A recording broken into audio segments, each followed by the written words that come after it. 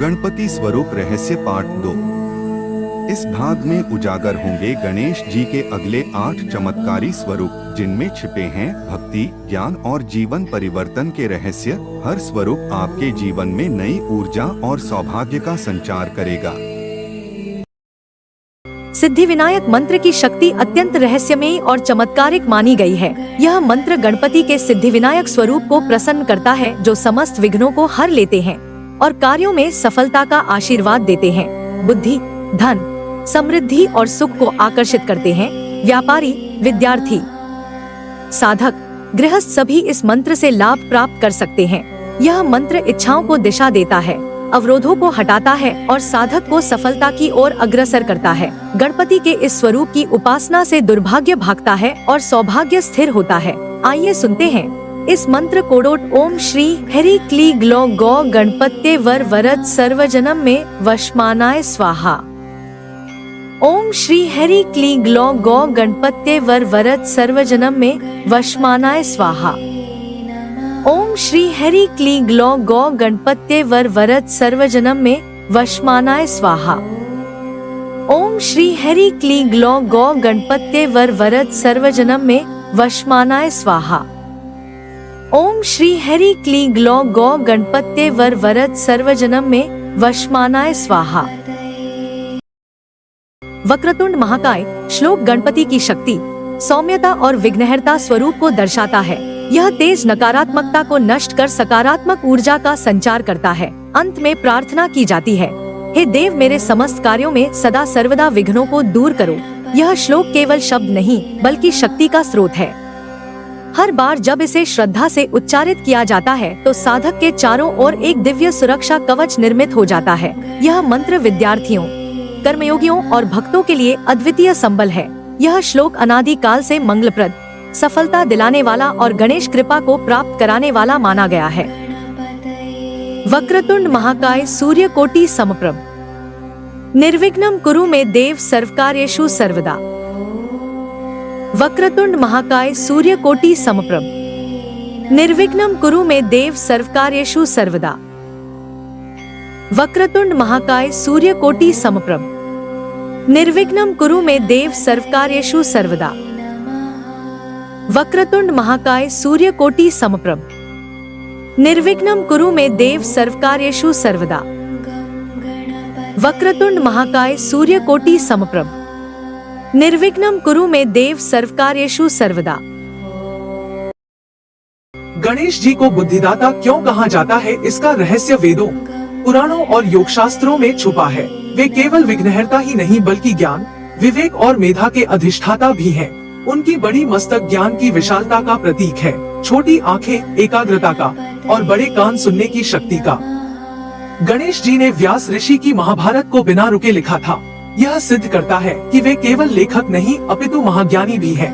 गणपति का दायां दंत टूटा हुआ है, जो यह दर्शाता है कि सच्चा ज्ञान त्याग और तप से प्राप्त होता है। वे मूषक पर सवारी करते हैं, जो चंचल मन का प्रतीक है, और बुद्धि से मन को नियंत्रित करना ही सिद्धि है। जब भी कोई विद्यार्थी परीक्षा या कोई भी कार्य प्रारंभ करता है तो गणेश जी का पूजन करता है, क्योंकि वे आशीर्वाद से विघ्न दूर होते हैं और बुद्धि जागृत होती है। उनकी आराधना से निर्णय शक्ति, स्मरण शक्ति और विवेक का विकास होता है। इसीलिए उन्हें आदि पूज्य और बुद्धिदाता कहा गया है। वे ज्ञान और सिद्धि के प्रथम द्वार हैं। जहाँ गणपति है वहीं सच्ची बुद्धि का प्रकाश है। विद्या के आरंभ में गणेश पूजा का रहस्य अत्यंत गूढ़ और प्रभावशाली है। गणेश जी को विघ्नहर्ता और बुद्धिदाता कहा गया है। किसी भी ज्ञान यात्रा में सबसे पहले जो बाधाएं आती हैं, वो मन की चंचलता, असमर्थता और भ्रम होती हैं। इन्हीं विघ्नों को दूर करने के लिए गणेश का स्मरण किया जाता है। उनकी सूंड का वक्र रूप यह दर्शाता है कि ज्ञान की राह सीधी नहीं होती। उनके बड़े कान सुनने की शक्ति और सीखने की क्षमता को दर्शाते हैं। उनके छोटे नेत्र एकाग्रता और अंतर्ज्ञान के प्रतीक हैं। वे मूषक पर सवारी करते हैं, जो मन की गति को नियंत्रित करने की विद्या है। जब वेदों की रचना और महाभारत का लेखन हुआ तब स्वयं व्यास ने गणेश को लेखक रूप में आमंत्रित किया, क्योंकि केवल वे ही अनवरत लेखन में समर्थ थे। विद्यार्थी, साधक या कोई भी जो विद्या की राह पर बढ़ता है, उसे गणपति से आशीर्वाद लेना आवश्यक है, क्योंकि वे न केवल ज्ञान के द्वार खोलते हैं बल्कि स्मरण, विवेक और समझ की शक्ति प्रदान करते हैं। इसलिए हर शिक्षा यात्रा गणेश वंदना से ही शुभ होती है। सरस्वती ज्ञान की देवी है, पर गणेश बुद्धि और विवेक के अधिपति माने गए हैं। कोई भी विद्या तभी सार्थक होती है जब साधक की बुद्धि शुद्ध, स्थिर और एकाग्र हो। गणेश जी को विघ्नहर्ता कहा गया है। वे विद्या की राह में आने वाली सभी मानसिक और आध्यात्मिक बाधाओं को दूर करते हैं। गणेश के आशीर्वाद के बिना अर्जित ज्ञान भ्रमित कर सकता है। महाभारत की रचना में भी व्यास जी ने सबसे पहले गणेश को आमंत्रित किया था, क्योंकि वे ही ऐसे थे जो बिना रुके समझकर लेखन कर सके। सरस्वती ज्ञान देती हैं, पर गणेश उस ज्ञान को आत्मसात करने की योग्यता प्रदान करते हैं। गणेश की पूजा से चित्त निर्मल होता है, मन का विकार दूर होता है और तभी कोई साधक ज्ञान की देवी सरस्वती के आशीर्वाद को धारण करने योग्य बनता है। पुराणों में कहा गया है कि जहाँ गणेश हैं, वहाँ सफलता निश्चित है। वे आरंभ के देव हैं और हर शुभ कार्य उनसे ही प्रारंभ होता है। इसीलिए विद्या और संगीत की साधना में भी पहले गणेश पूजे जाते हैं, फिर सरस्वती का आवाहन होता है। गणेश व्रत एक अत्यंत प्रभावशाली और श्रद्धा से परिपूर्ण उपासना पद्धति है। यह व्रत विशेष रूप से बुद्धि, विवेक, सौभाग्य और कार्य सिद्धि के लिए किया जाता है। गणेश जी को विघ्नहर्ता, सिद्धिदाता और शुभकर्ता कहा गया है। इस व्रत को सोमवार, बुधवार या चतुर्थी तिथि को करना विशेष फलदायक माना जाता है। व्रती प्रातः स्नान कर शुद्ध मन से गणेश जी की प्रतिमा या चित्र के सामने दीपक, धूप, नैवेद्य, दूर्वा, लड्डू और सिंदूर से पूजा करता है। गम गणपते नमः मंत्र का जाप करते हुए व्रत की संकल्पना की जाती है। कथा के अनुसार इस व्रत को करने से राजा सुदर्शन को खोया हुआ राज्य पुनः प्राप्त हुआ था। स्त्रियों को सौभाग्य और संतान का सुख प्राप्त होता है।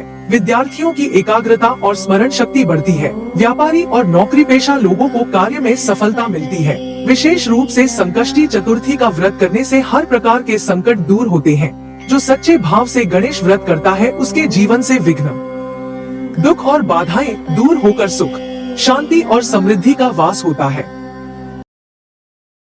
गणेश जी को दूर्वा चढ़ाने की परंपरा अनादिकाल से चली आ रही है।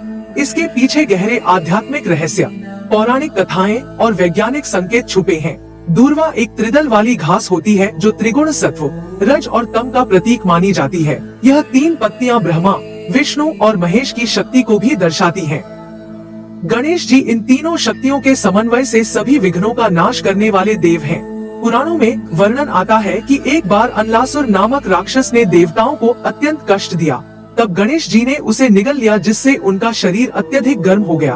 तब सभी देवताओं ने उन्हें शीतलता देने के लिए अनेक उपाय किए, परंतु केवल दूर्वा ने ही उन्हें ठंडक पहुंचाई। तभी से गणेश जी को दूर्वा चढ़ाने की परंपरा स्थापित हो गई। दूर्वा की 7, 21 या 11 पत्तियों को एकत्र कर गणेश जी को चढ़ाया जाता है। इससे गणपति शीघ्र प्रसन्न होते हैं।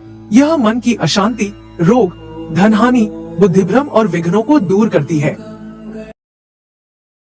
गणेश जी को फूलों की सुगंध और रंगों से अत्यंत प्रेम है, परंतु कुछ विशेष फूल हैं जो उन्हें अत्यधिक प्रिय माने जाते हैं, जिनमें सबसे प्रमुख है गेंदे का फूल।